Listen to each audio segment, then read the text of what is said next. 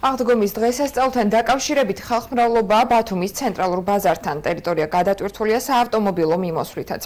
შექმნილი მდგომარეობის მიუხედავად მოძრაობას ადგილზე საპატრულო პოლიცია არ აკონტროლებს. ამ ყველაფერს ემატება მოწესრიგებელი ინფრასტრუქტურაც, რომელიც განსაკუთრებით გაუმართავი ბაზრის ტერიტორიიდან რამდენიმე მეტრის დაშორებით მდებარე სურსათის საბითუმო ბაზრობასთანაა. როგორც აქ მოვაჭრეები აცხადებენ, მოუწესრიგებელი გზის გამო პრობლემები არაერთხელ შექმნიათ.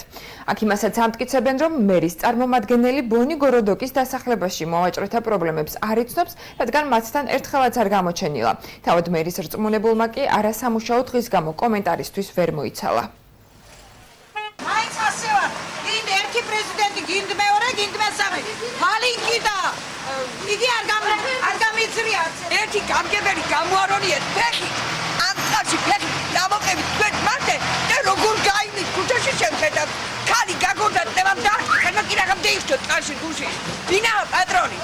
გამგებას არ იცნო? რა ვიცით ვინ არის თუ? მე ვიდა გაგვეთნო გვითხრა რამე თუ რა?